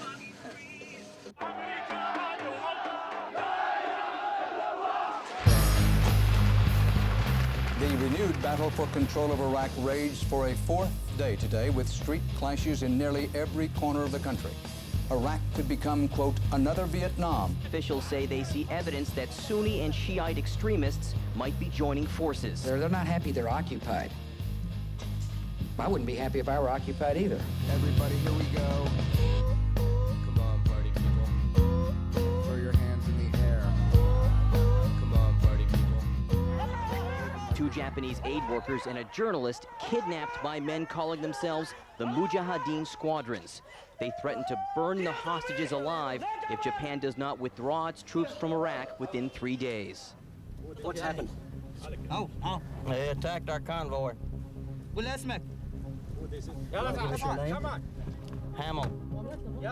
Thomas. The Pentagon might keep up to 24,000 troops in combat beyond their tour. I know our numbers in the military have gone down. You know, they talk about retention. You know, never really expected to be deployed this long. I don't think anybody did. I don't have any clue as to why we're still in Iraq. If Donald Rumsfeld was here, I'd ask him for his resignation. Avec la guerre qui ne se déroulait pas comme prévu et une armée qui manquait de soldats, où allait-il trouver des recrues? Military experts say 3 times the 120,000 U.S. troops now deployed would be needed to pacify and rebuild the country. Ils allaient les trouver partout en Amérique, dans les villes qui avaient été économiquement sinistrées. Des villes où pour trouver un emploi, il fallait s'engager dans l'armée. Des villes comme ma ville natale, Flint, dans le Michigan. Un jour, ils ont montré à la télé des immeubles qui avaient été complètement détruits par des bombardements. Et en voyant ça, je me suis dit, tiens, c'est marrant, on se croirait à Flint, sauf qu'ici, on n'a jamais eu de guerre. Regardez le quartier où j'habite. La plupart des maisons sont abandonnées. C'est pas normal, ça. Et on parle de terrorisme. Venez ici, Monsieur Bush. Il sait ce qui se passe ici. Je lui ai envoyé un mail. Fin janvier 2004, le taux de chômage à Flint était de 17%. Mais il faut tenir compte du fait que les chômeurs en fin de droit cessent d'être comptés. Je dirais alors qu'on est plus près des 50% des gens sans travail ou sans emploi. Parce que être sans emploi, c'est tout aussi dangereux. Dans ma famille, on a dû avoir recours à l'aide sociale. Dans les années 80, j'ai suivi ici une formation professionnelle. J'ai fait une école de secrétariat. Des années plus tard, je suis devenue l'assistante du directeur de l'agence. Intéressant, non? Ma mère me disait toujours, « Pourquoi tu t'occupes tout le temps des démunis ?» C'est parce que les démunis avaient besoin de moi. Les gens qui n'ont rien, C'est pour eux que je dois me battre, et ça a été mon combat toute ma vie. J'ai commencé par dire à mes enfants, l'armée, c'est la meilleure solution. J'ai pas les moyens de vous payer des études. Vous n'aurez pas le droit à une bourse, alors mon rôle de mère, c'était de démontrer à mes enfants tout ce que l'armée pouvait faire pour eux. Ils allaient voir le monde, ils verraient les choses que je ne pourrais pas leur offrir. L'armée allait payer les études que ni leur mère ni leur père pouvaient leur payer. L'armée est donc la solution pour les jeunes de Flint. L'armée est une excellente solution pour les jeunes de Flint. Qui parmi vous a un ami ou de la famille dans l'armée? Des soldats qui servent à l'étranger? Un de mes frères. Moi, c'est mon cousin. Il est où ton frère? En Irak. En Allemagne. Mon cousin, on l'a envoyé en Irak, il y a 3 jours. Il y a un recruteur de l'armée de terre, ou de la marine, ou des Marines, qui passe ici toutes les semaines. Il vient à la cantine recruter des lycéens. À la cantine. There are people with a calling. Most serve 1 weekend a month and 2 weeks a year. Earning money for college. Protecting their community. In the Army National Guard, you can. Je vais m'engager dans l'armée de l'air. Après le lycée, je vais prendre une année sabbatique.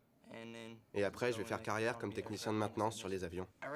J'ai été abordé par un recruteur. Pendant qu'il me parlait, j'ai remarqué un truc bizarre. C'est comme s'il me recrutait pour un boulot normal, pas pour aller servir dans l'armée. C'était la façon qu'il a eu de m'aborder, moi et mon pote. J'étais dans un magasin de disques et il est venu comme ça. Il nous a donné sa carte de visite, mais de l'armée.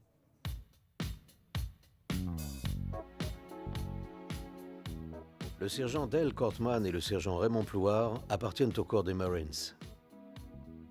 Ce sont 2 des nombreux recruteurs affectés à la ville de Flint.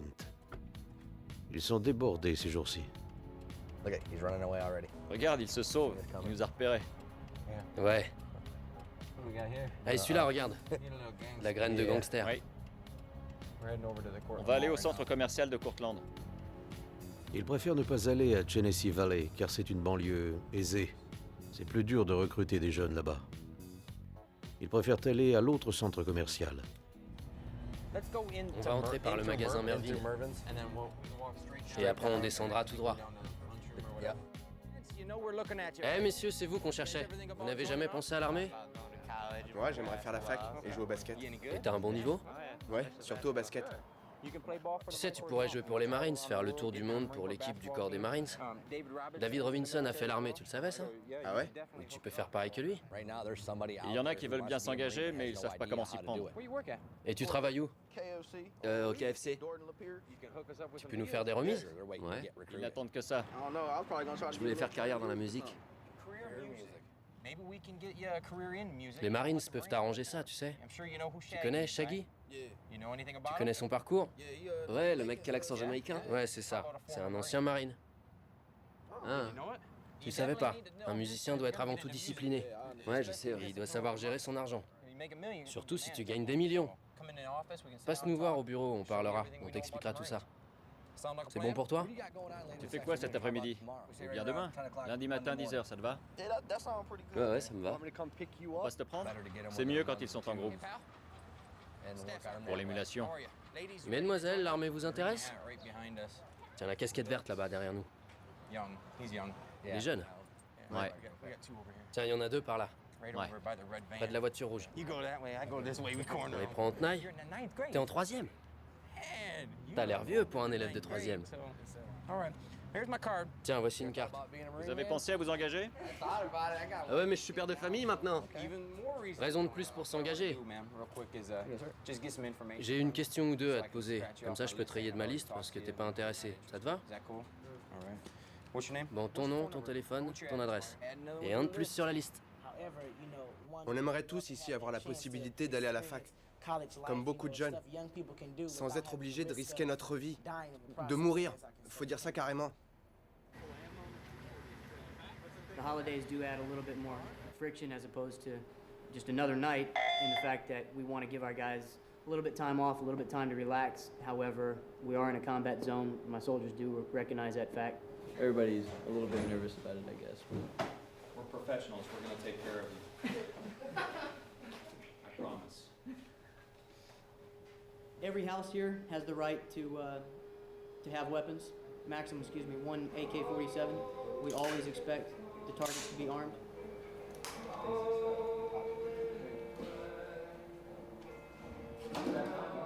Rock and roll! Fucking bolt cutters. These goddamn things pry doors open. Pop this in there. You better watch out. You better not cry. You better not pout. I'm telling you why. Santa Claus is coming to town. Gather round. He's making a list, checking it twice. He's gonna find out who's naughty and nice. Santa Claus is coming to town. He sees you when you're sleeping. He knows when you're away. He knows if you've been bad or good. So be good for goodness sake. You better watch out. Hey, Adele, just hold up. There's something there.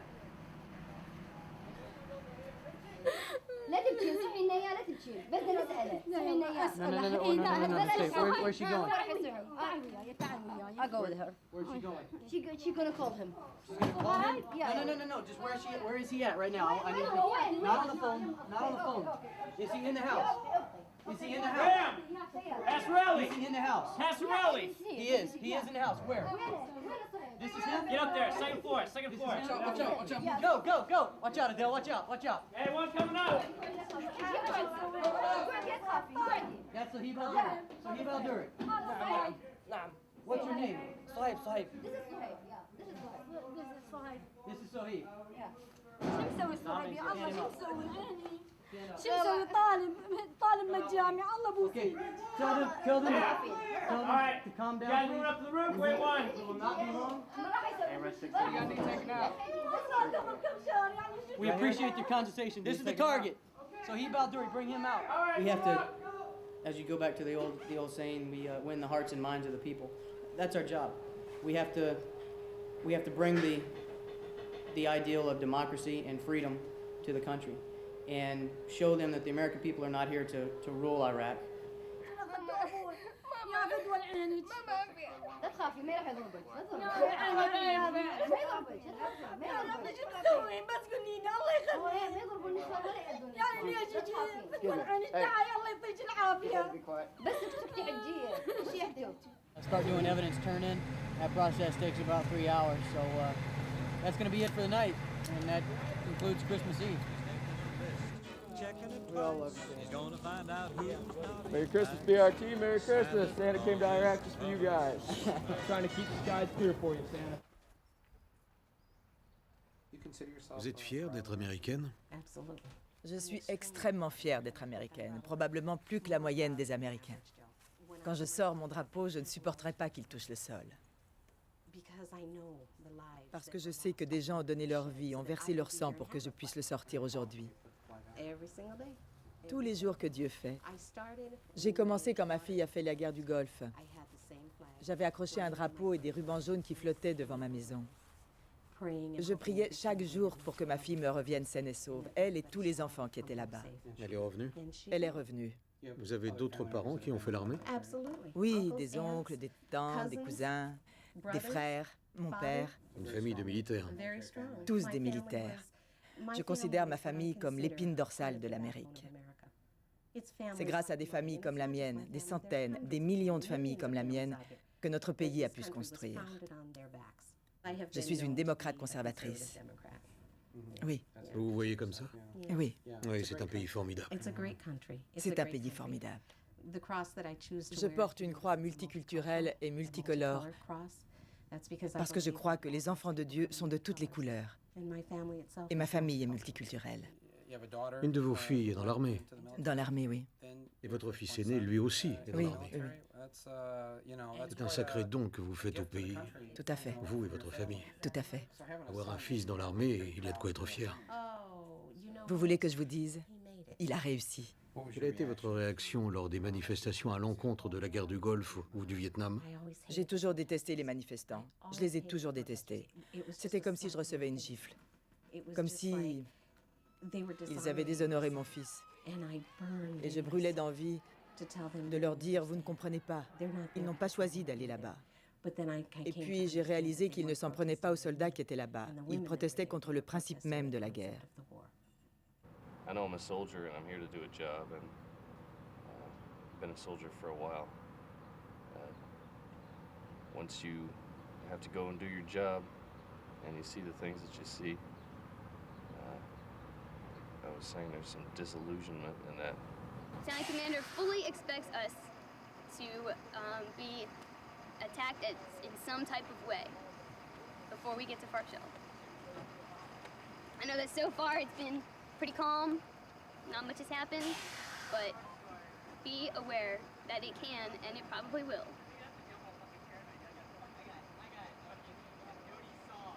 They're beginning to organize themselves just in neighborhoods. The kids get together a lot. Well, I can't say kids, but guys about 17, 18 are starting to come together. And they hate us, just why, I'm not really sure. L'immoralité engendre l'immoralité. Quand un président commet l'acte immoral d'envoyer des jeunes faire une guerre qui repose sur un mensonge, voilà le résultat.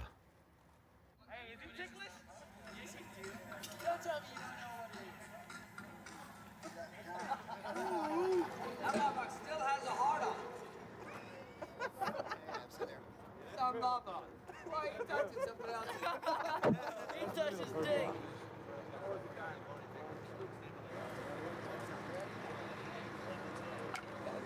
To have these people shoot at us, kill us, blow us up, whatever means they can, and I don't understand it. We're trying to help these people, and it seems they don't want our help.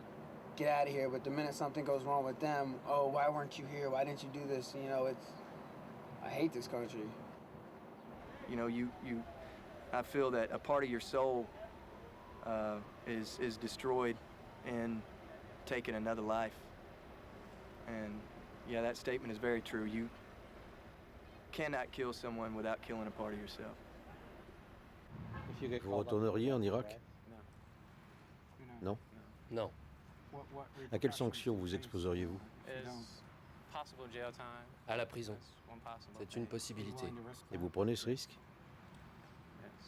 Oui. Je refuse de me laisser. Non, je ne laisserai personne me renvoyer là-bas pour tuer des pauvres gens. Surtout quand ils ne représentent aucune menace pour moi et pour mon pays.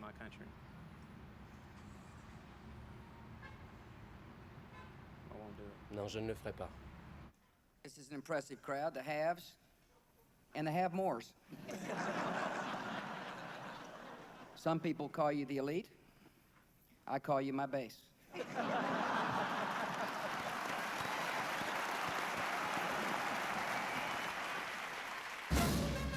Tandis que Bush était occupé à dorloter sa base et à déclarer son amour aux troupes, il proposa de réduire la paye des soldats de 33% et l'aide à leurs familles de 60%. Il refusa d'attribuer $1 milliard supplémentaires de prestations maladie pour les vétérans et leur fit fermer plusieurs hôpitaux. Il essaya de doubler le prix de leurs médicaments et s'opposa au versement des allocations aux réservistes. Et quand le sergent Brett Petriken, originaire de Flint, fut tué en Irak le 26 mai, l'armée envoya sa dernière paye à sa famille en ayant pris soin de déduire les 5 derniers jours du mois où il n'avait pas travaillé, parce qu'il était mort. Ils disent qu'ils ne laisseront pas tomber les vétérans, mais en fait, ils les ont bien laissés tomber. To say that we're forgotten, no, but I know we're not forgotten, but missed, yes. Yes, you know, there's a lot of soldiers that have been missed. You know, they've been skipped over, that didn't get the proper coverage that they deserve. They have a death toll, but they're not showing the amount of people that's being injured or being amputated because of the injuries, you know. Like, I still feel like I have hands. Yeah. And the pain is like my hands are being crushed in a vice. But they do a lot to help it, and they take a lot of the edge off of it, and it makes it a lot more tolerable. And I was injured in late April on patrol in Baghdad. A couple of guys come out and ambushed us. I got nerve damage and stuff like that. I've got a lot of pain. I'm constantly in pain. Take a lot of morphine. to help with that and stuff. Doing, you know, just readjusting, getting life back on track. You know what I'm saying? Yeah, I'm not gonna do what it is that I did before. I was a Republican for quite a few years, and for some reason they conduct business in a very dishonest way. I'm going to be incredibly active in the Democratic Party down where I live once I get out. So I'm going to definitely do my best to ensure that the Democrats win control. Iraq, Baghdad, I didn't know. L'Irak, Bagdad, je ne connaissais rien de tout ça. And we were in the hallway. On était dans le couloir, au premier étage de notre maison. Il était en larmes, il disait qu'il avait peur et qu'il ne voulait pas aller en Irak. Alors je lui ai dit que parfois c'était bien d'avoir peur, pour garder les pieds sur terre.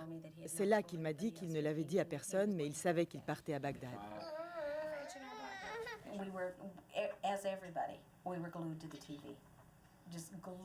Comme tout le monde, on était scotchés devant la télé, dans l'espoir de l'apercevoir. S'il vous plaît, montrez-nous les hélicoptères, on veut voir notre fils. Et puis un soir, vers 10 heures, je suis montée dans ma chambre, j'étais allongée sur mon lit en train de zapper avec ma télécommande et j'ai juste entendu Black Hawk abattu dans le sud de l'Irak.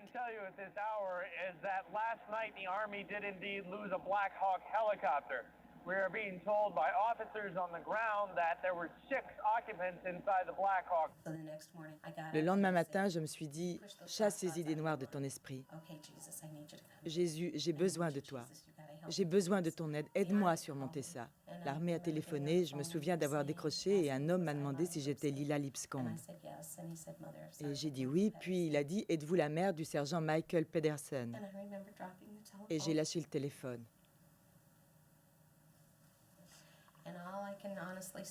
Et la seule chose dont je me souvienne, c'est, Madame, l'armée des États-Unis et le secrétaire à la Défense ont le regret de vous informer. C'est tout ce que je sais. J'ai ressenti une douleur si forte que je me suis effondrée. J'étais seule, personne n'était là pour me relever. J'ai rampé jusqu'à mon bureau, je m'y suis cramponnée et j'ai hurlé. Pourquoi Michael? Pourquoi tu m'as pris mon fils? Il n'avait rien fait de mal. C'était un brave petit, un brave petit. I can't imagine what it would be like to lose a son or a daughter or a husband. And or a wife, for that matter, and it pains me. You had his last letter? Vous avez sa dernière lettre? Oui, il l'a postée le 16 mars.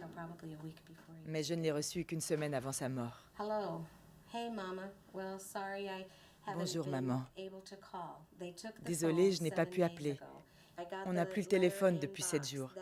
J'ai bien reçu ta lettre et le colis. C'est super, ton premier petit-fils est né. Le même jour que ton premier garçon.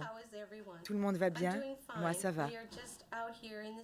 Ici, on est en pleine tempête de sable à attendre.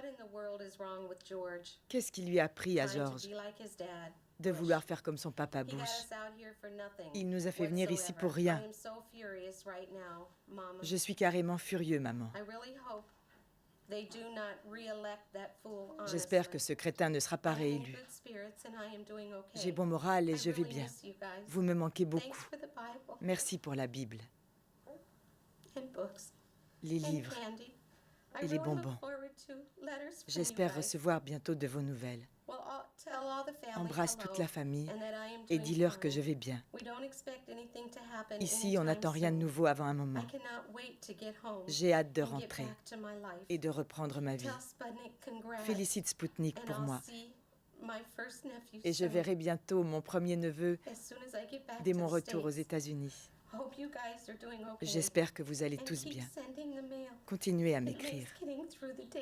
Le temps paraît moins long.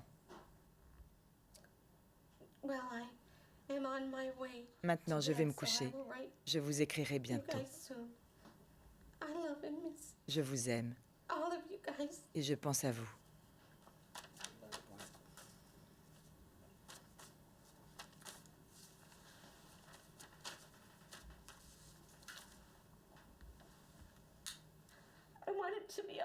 Je voudrais qu'il soit vivant. Mais je ne peux pas le ramener à la vie. Je souffre dans ma chair. Je veux mon enfant, c'est pas logique. Une mère n'est pas censée enterrer son enfant.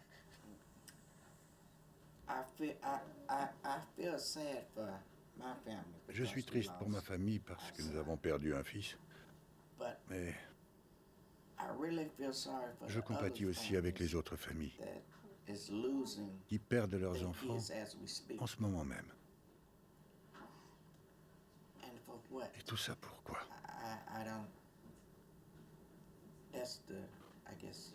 C'est ça qui m'écœure. Tout ça pourquoi? You've heard a lot about Halliburton lately. Criticism is okay. We can take it. Criticism is not failure. Our employees are doing a great job. We're feeding the soldiers. We're rebuilding Iraq. Will things go wrong? Sure they will. It's a war zone. We're serving the troops because of what we know, not who we know. Well, let me tell you about Halliburton, the company I ran. I'm very proud of what I did at Halliburton. The people of Halliburton are very proud of what they've accomplished. And I frankly don't feel any need to apologize for the way I've spent my time over the last 5 years as the CEO and chairman of a major American corporation. Yeah, this is also an attempt to divert attention away from the fact they have no energy policy. And as the Secretary of Energy said, we were caught unawares. En pleine guerre, Microsoft, DHL et d'autres entreprises invitèrent Halliburton à un congrès pour faire le compte de l'argent qu'il y avait à gagner en Irak. Having worked this effort even since before the invasion, the liberation of Iraq started, you, industry, are definitely a vital part of that effort. We appreciate your interest in this. We need you. Now, lots of you are small businesses and you're struggling. How do we get piece of this big action? All of you, the big guys, are going to get it, and the rest of us who have subcontracting capability or none at all. USTDA is for you. Once that oil starts flowing and money coming, it's going to be lots of money. It's the second largest reserve of oil in the world. There's no question about how much money is that. I've been getting complaints from Iraqi firms and from American firms that the lack of transparency, the corruption. I think the profits that American companies are making, the main companies, are so overwhelming. I mean, like when you have a line item for $1 million and you subcontract it out for $50,000 or $60,000 or $70,000, that's a huge profit, and it's the American taxpayer that's going to pay for that. And it's going to get better. Start building relationships, because it's going to get much better as the oil flows and their budget increase. And the good news is, whatever it costs, the government will pay you. War is always good for certain companies, I mean, that are in the war, the business of war. We're very proud of the work we're doing, again, in supporting the U.S. government and the U.S. military. And the real heroes of the campaign, the real heroes of the Reconstruction are the men and women of the U.S. Armed Forces. And we're very proud to be any part of that we can in supporting them. Halliburton delivers hot meals, supplies, clean clothing, and communications to our soldiers so they can be a little closer to home. It's a girl! Halliburton, proud to serve our troops. I just read in the paper Halliburton got another contract. J'ai lu dans le journal que Halliburton avait encore décroché un contrat. Et il n'y a personne qui le conteste. Parce que personne n'est au courant. Si c'est dans le journal, quelqu'un est au courant. Oui, mais on le sait après coup. C'est trop tard. The United States is now a major player in the Iraqi oil business. American troops guard the oil fields as Texas oil workers assess their potential. So it's a safe environment to work in. We don't feel any risk. We feel like we're being well protected here, or we wouldn't be here. It's no secret. I mean, I make anywhere, I don't know, between $2,000 and $3,000 a month.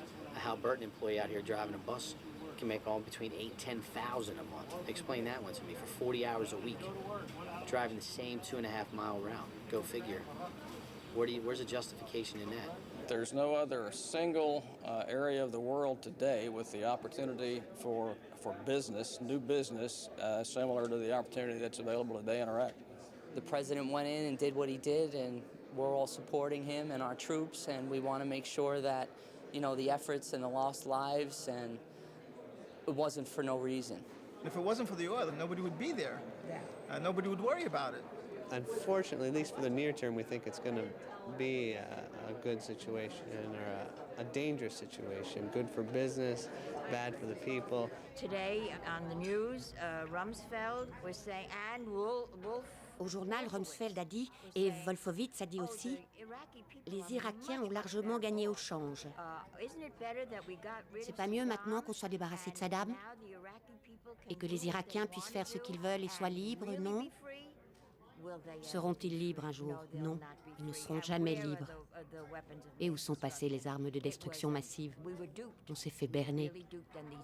Et ces pauvres gens, les hommes et les femmes qui se font tuer là-bas, c'est inutile. C'est une honte. Ça suffit. C'est une honte. They died in a just cause for defending freedom, and they will not have died in vain.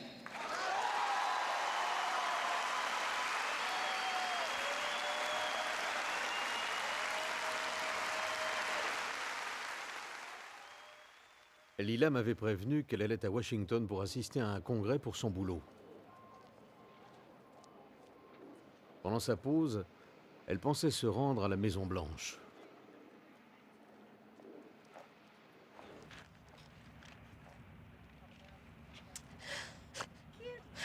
Bush tue des enfants irakiens. Mon fils a été tué. Il a tué des gens en Espagne. Il ment, il tue des gens, il tue vos enfants aussi. Oui, mon fils. Il tue tous ces jeunes Américains. Pourquoi? Bush, c'est un terroriste.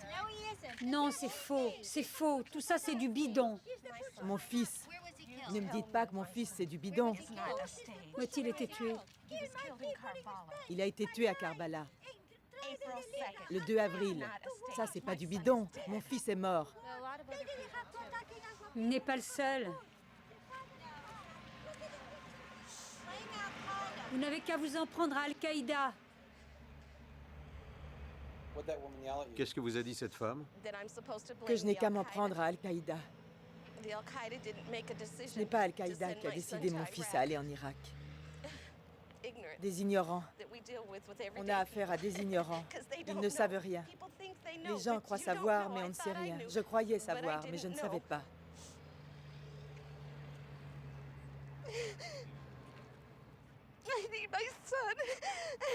J'ai besoin de mon fils.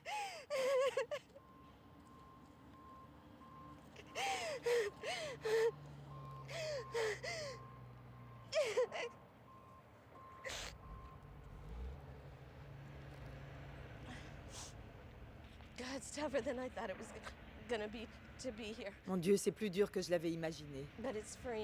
Mais ça me libère.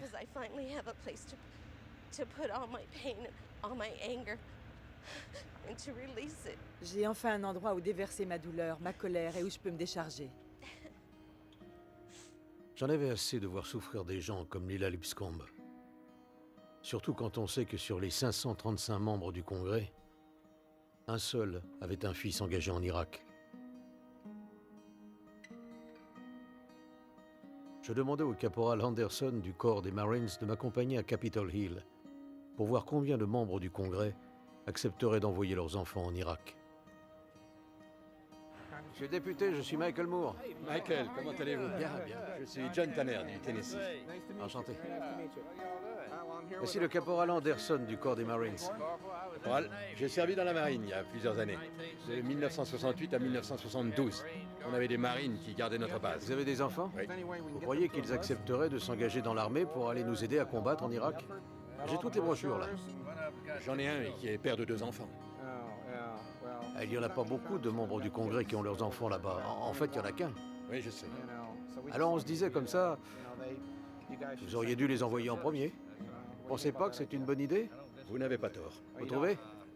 Ah oui, bon, prenez quelques brochures. D'accord. Distribuez-en autour de vous. Il faudra encourager vos collègues qui sont pour la guerre à envoyer leurs enfants. Merci, Mike. Merci beaucoup, monsieur. Monsieur le député, je suis Michael Moore. Comment allez-vous? Bien, bien. Je voudrais que les membres du Congrès disent à leurs enfants de s'engager dans l'armée pour qu'ils aillent combattre en Irak. Monsieur le député? Monsieur le député? Monsieur Castle? Monsieur Castle? Monsieur le député? Monsieur le député? Monsieur Doolittle? Michael Moore.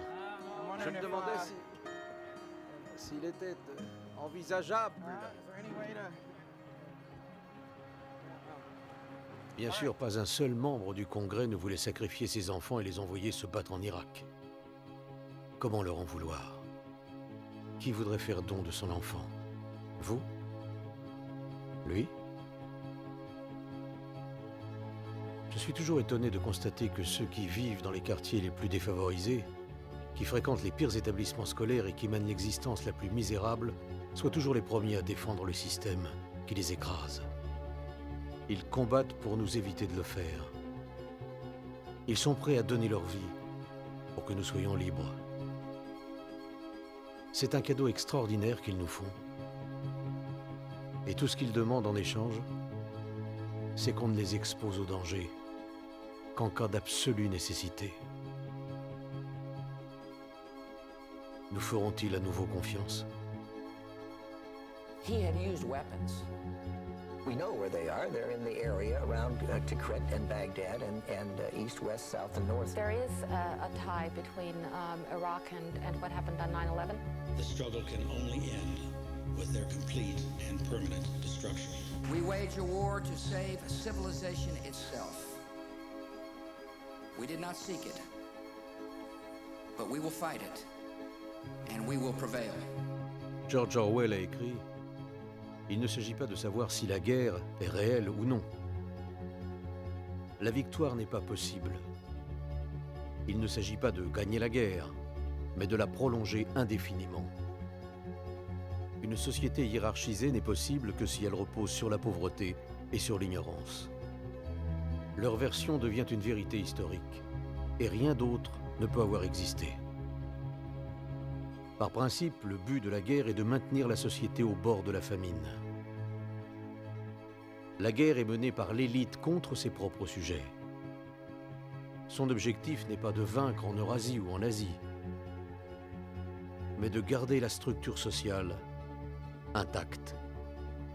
There's an old saying in Tennessee, I know it's in Texas, probably in Tennessee, that says, "Fool me once, shame on you." If fool me, we can't get fooled again. Pour une fois, on était d'accord.